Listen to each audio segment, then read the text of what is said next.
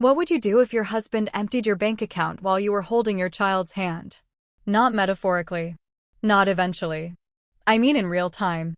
But before we continue, please subscribe and turn on the notification bell for updates. I was standing in the hallway of Westbrook Elementary during parent night. Fluorescent lights. Construction paper pumpkins taped to walls. My 9-year-old son Noah was gripping my fingers, dragging me toward his classroom to show me a clay volcano he was unreasonably proud of. And then my phone buzzed. At first, I smiled. Probably a client email. I'm Elena Carter, 38, freelance brand designer. Notifications are my normal. But this one wasn't normal. Subject line, petition for dissolution of marriage. Filed at 3:14 p.m. I blinked. Maybe spam. Maybe phishing. Maybe some legal mix-up. Then a text came in. From my husband. Marcus Carter, 41. I'm boarding for Dubai. Check the account. That was it. No explanation. No fight beforehand. No dramatic build-up. Just logistics. I opened our banking app. Balance, $0. Not close to zero. Not pending. Zero. $184,000 gone in less than 2 minutes.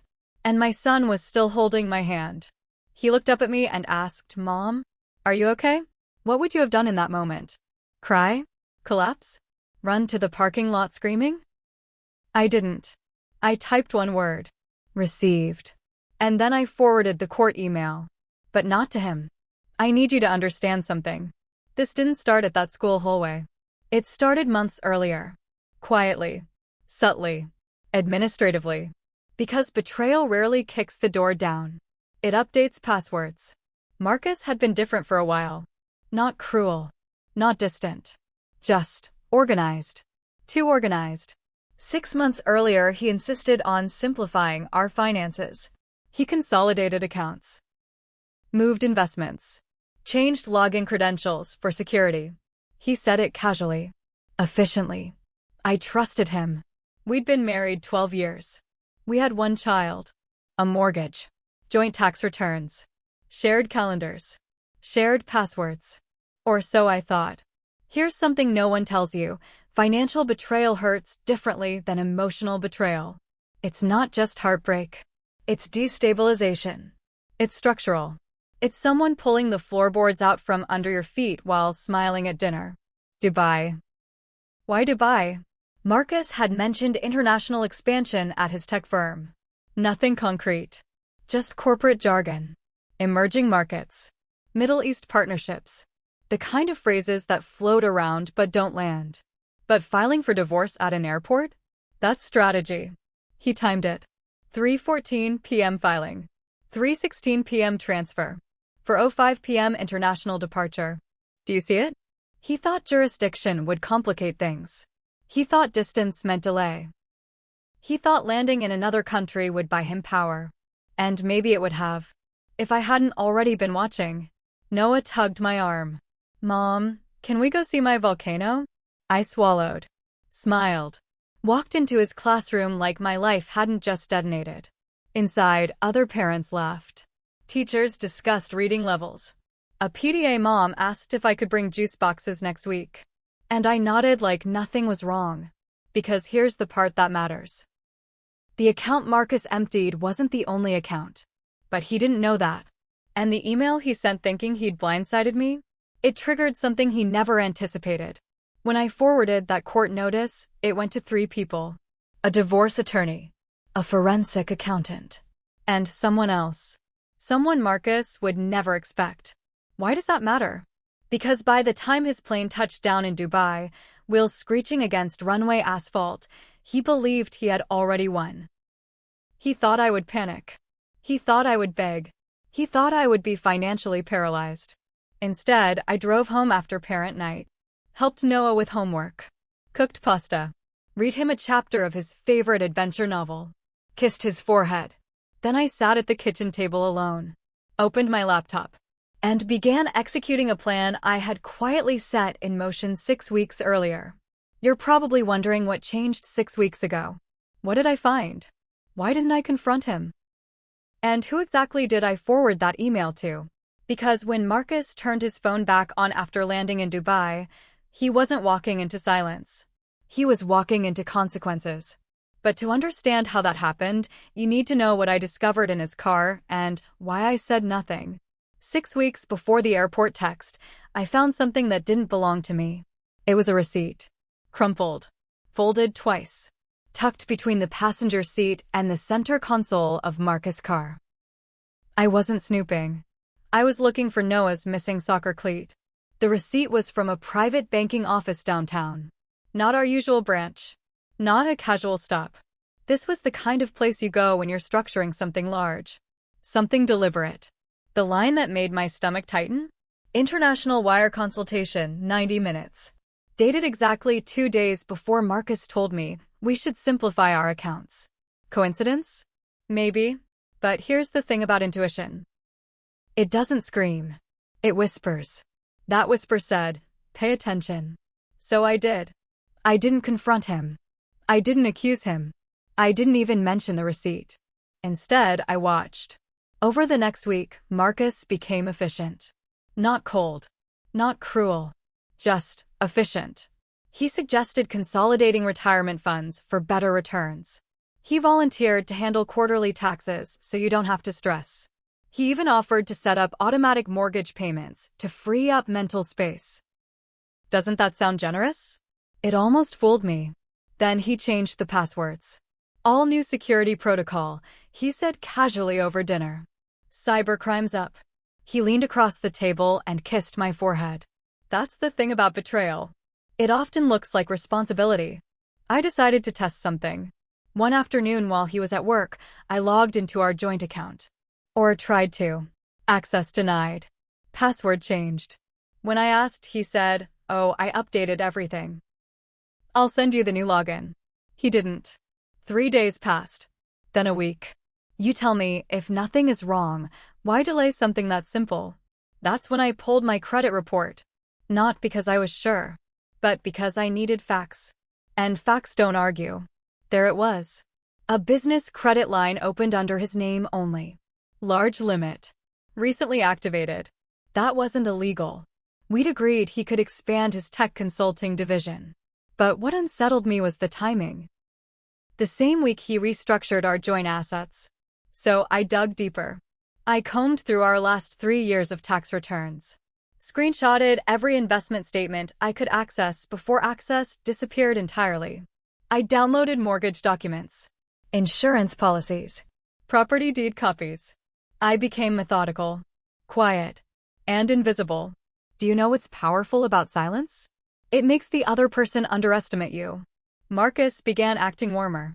Overcompensating, almost. He brought flowers home on a Tuesday. Suggested we look at international schools, just in case an opportunity overseas ever made sense. He talked about fresh starts like it was a motivational podcast episode. Fresh start. That phrase stuck. One night he mentioned Dubai more specifically. Tax advantages are incredible, he said.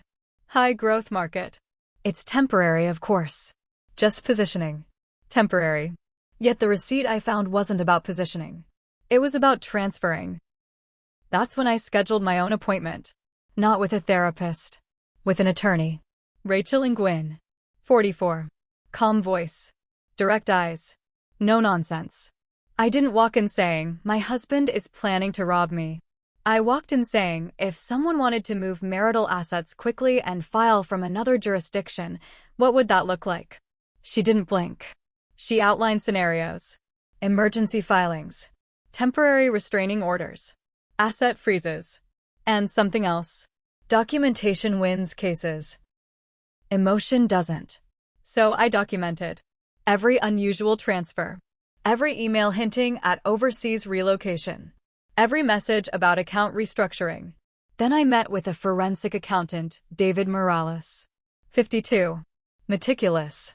He taught me something critical. If funds tied to corporate capital are moved improperly, it doesn't just trigger divorce court. It triggers internal review. And that's when something clicked. Marcus didn't just have access to our joint money. He had access to company liquidity pools. What if he blurred that line? What if, in his rush to escape cleanly, He crossed into corporate territory. I didn't need to stop him. I just needed to let him make the mistake. So I did one subtle thing. I requested a transfer restriction on transactions over $50,000 on our joint account. Framed it as fraud protection. He approved it electronically without reading carefully. Here's the twist. The restriction didn't block the transfer entirely. It flagged it, which meant compliance review, which meant time. Time is everything. So when Marcus filed at 3:14 p.m. and transferred money at 3:16 p.m. from the airport lounge, he believed he had outmaneuvered me. He didn't realize the transfer path he used was the one most visible to auditors. And he didn't know that the account he emptied wasn't the trap. Because while he focused on draining what he thought was everything, he ignored something else. Something legally binding.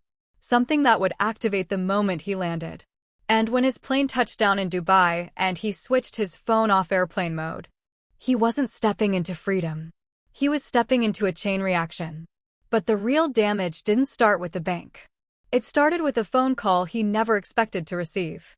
And what happened next would shift the power completely. In ways he never saw coming. Marcus believed once he landed in Dubai, I'd be scrambling. He thought I'd be calling nonstop. Crying. Threatening. Begging him to reconsider.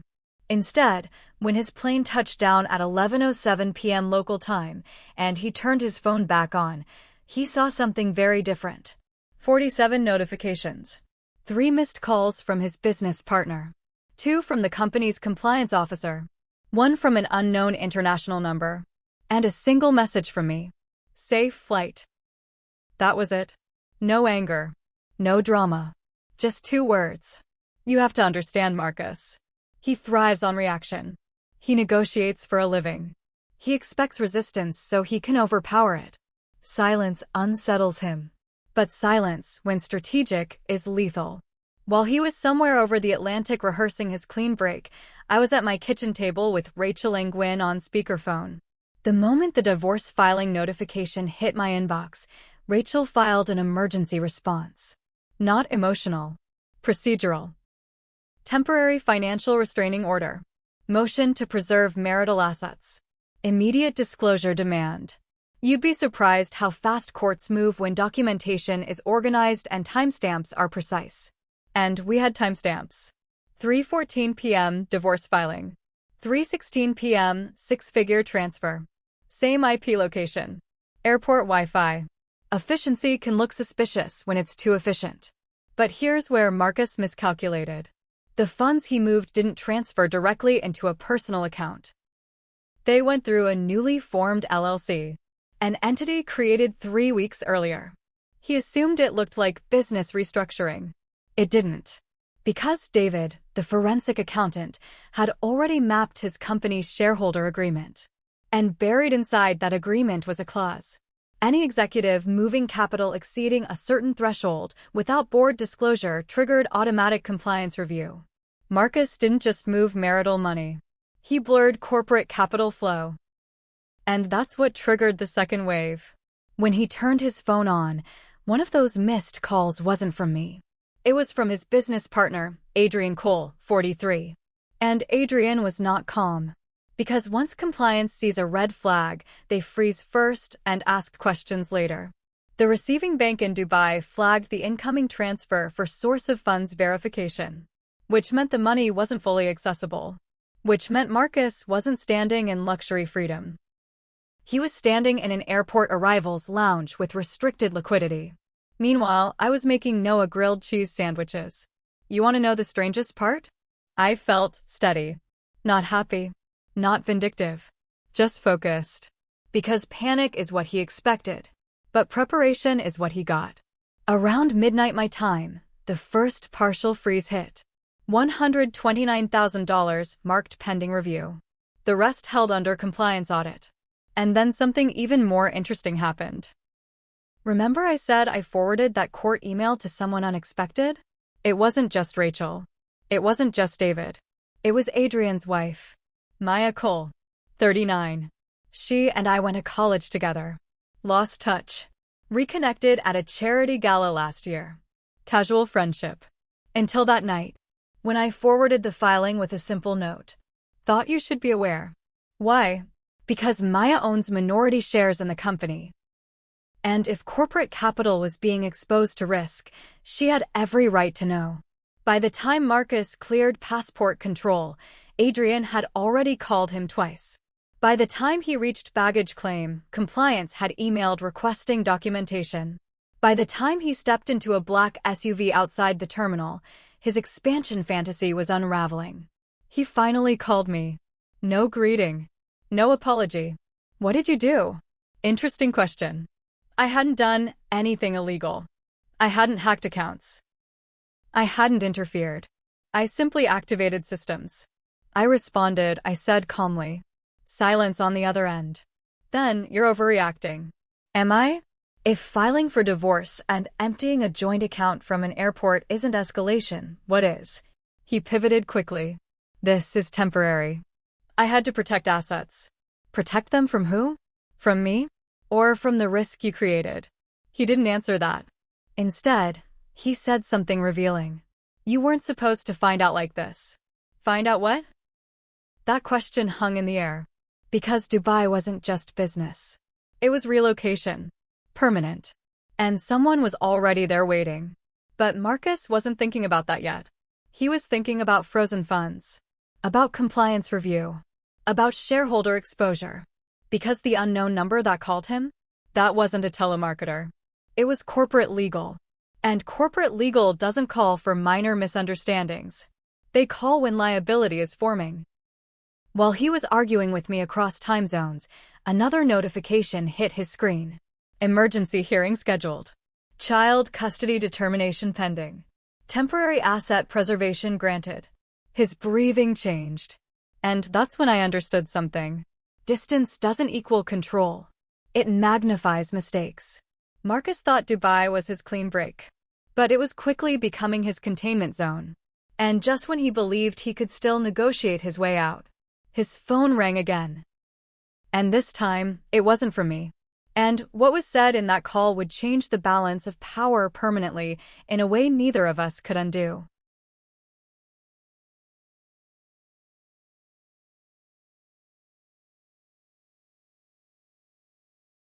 At 11:42 p.m. Dubai time, Marcus' phone rang again. He almost didn't answer. He later told me that, as if hesitation could somehow soften what followed. The caller ID displayed corporate legal. Not Adrian. Not compliance. Corporate legal. You don't get that call unless something has escalated beyond clarification. He stepped away from the curb outside the airport. Dubai air thick. Humid. Artificially warm even at night. The skyline glittering like a promise he thought he had secured. And then the promise started cracking. The attorney on the line didn't accuse him. Didn't yell. Didn't speculate. She simply stated facts. A liquidity review had been triggered. Capital movement appeared inconsistent with shareholder disclosure requirements. Pending investigation, executive access privileges were temporarily suspended. Temporarily. That word sounds gentle. It isn't. Suspension meant no authority. No internal approvals. No leverage. And most importantly, no employment visa stability in Dubai without active executive status. Marcus had built this entire escape plan around speed. File fast. Transfer fast. Leave fast. But systems don't panic. They process. While he was absorbing that, another notification landed. Emergency custody hearing scheduled for the following Monday. In-person appearance requested. Failure to appear may impact determination. Distance doesn't look good in family court. Especially not when you file, drain accounts, and board an international flight within an hour. He called me again. This time his voice was different. Lower. Controlled. Calculating. Elena, we need to de-escalate. De-escalate. As if this were a corporate merger negotiation. You filed for divorce, I said calmly. And emptied our account. Silence. Then he tried a new angle. I was protecting future earnings. You don't understand how exposed the company is. Interesting contradiction. He claimed he moved money to protect assets. But in doing so, he triggered corporate exposure. So which was it? Protection? Or abandonment? Then he said something I had been waiting for. Layla doesn't know about the freeze yet. Layla. There it was. Layla Hassan. 34. Regional Operations Consultant. Based in Dubai for 18 months. The expansion opportunity. The temporary positioning. The tax advantages. Suddenly those phrases had a face. Do you see how layers reveal themselves? Not all at once. Not dramatically. Just enough to keep you listening. He admitted he had planned to establish residency quickly. Why? Because residency affects jurisdiction. Jurisdiction affects custody. And custody affects leverage. He thought if he anchored himself internationally first, it would complicate my position. Instead, it complicated his. Because the emergency motion Rachel filed included potential parental abandonment concerns tied to sudden relocation. Courts don't like surprises when children are involved. While he was speaking to me, Layla was texting him. I know this because later, during disclosure, phone records surfaced. Her messages shifted from affectionate to alarmed within hours. What's happening with your company? Why is Adrian calling me? Is this going to affect my role? And then, eventually, I can't be involved in this. The irony? He risked everything to secure a new life. And within 12 hours of landing, that new life was distancing itself. But the call that truly ended it wasn't from Layla. It wasn't from me. It was from Adrian. Short. Blunt. The board is convening an emergency session. You need to return. Return. The very word Marcus had weaponized against me. I'm not coming back, he said. Adrian's response was colder than anything I'd heard all night. Then we proceed without you. Without you. In corporate language, that means replacement. Meanwhile, I was home sitting at my dining table with a folder neatly organized. Mortgage documents. School tuition receipts. Joint tax returns. Proof of primary caregiving. Because while Marcus built an exit strategy based on distance, I built one based on documentation. Noah came downstairs at one point, rubbing his eyes. Is Dad coming back? That question doesn't care about shareholder clauses or wire transfers. It cuts straight through everything. Yes, I said softly. But not the way he planned. And that's when I made my final move. Because while Marcus was busy filing first, he didn't know I had already filed. 2 days earlier. Quietly. Strategically. Different grounds. Different framing. And when he offered, during that strained call from Dubai, to withdraw the divorce and start fresh, I told him something that stopped him completely. You can't withdraw something that's already been countered. He went silent. Not angry. Not defensive. Just quiet. Because control had shifted. And he felt it. But what happened in the courtroom weeks later, the ruling, the asset division, the custody arrangement, would redefine everything he thought he had secured. And the final outcome? It wasn't explosive. It was precise. What would you do if your husband emptied your bank account while holding your child's hand? That's where this began. A hallway. A school. A buzzing phone. $0. But this story was never about the money. It was about control. And control doesn't always belong to the person who moves first. 2 days before Marcus filed for divorce at the airport, I had already filed my own petition. Quietly. Different grounds. Financial misconduct. Attempted dissipation of marital assets. Potential parental abandonment due to premeditated relocation. Rachel had advised me not to rush confrontation. Preparation beats reaction, she said. So when Marcus proudly texted, check the account, he thought he was initiating the war. In reality, he had just stepped onto a board where the pieces were already arranged. By the time we stood in court 3 weeks later, the narrative was no longer about a surprise divorce. It was about documented intent. Timestamps matter. So does sequence. Filing at 3:14 p.m. Transferring at 3:16 p.m. Boarding at 4:05 p.m. Judges notice patterns. The emergency financial restraining order was upheld. The attempted transfer was classified as premature asset dissipation. The partial freeze remained until full accounting. Marcus argued he was protecting future earnings. The judge asked one simple question. Protecting them from whom? There wasn't a good answer. Corporate review concluded shortly after. The board didn't press criminal charges. That would have been catastrophic for everyone involved. But they did something quieter. They removed him from executive authority pending restructuring. His Dubai employment visa, dependent on executive status, became unstable. He returned to the US within a month. Not triumphant. Not relocated. Just returned. In family court, the custody decision reflected stability. I had remained in the marital home, maintained Noah's schooling, documented primary caregiving. Marcus' abrupt international departure didn't help his argument. Primary physical custody was granted to me. He received structured visitation. Supervised at first. Temporary, the court said. Temporary can feel permanent when pride is involved. Financial division landed at 60-40 in my favor. Not as revenge. As adjustment for misconduct and legal fees triggered by unilateral actions. The mortgage was refinanced solely in my name 6 months later. It wasn't easy, but it was clean. Noah started therapy. Children process differently. He asked fewer questions over time. One evening, months later, he looked up at me and said, "You didn't cry that night." He meant parent night. He remembered. I wanted to, I told him. Why didn't you? Because sometimes strength isn't loud.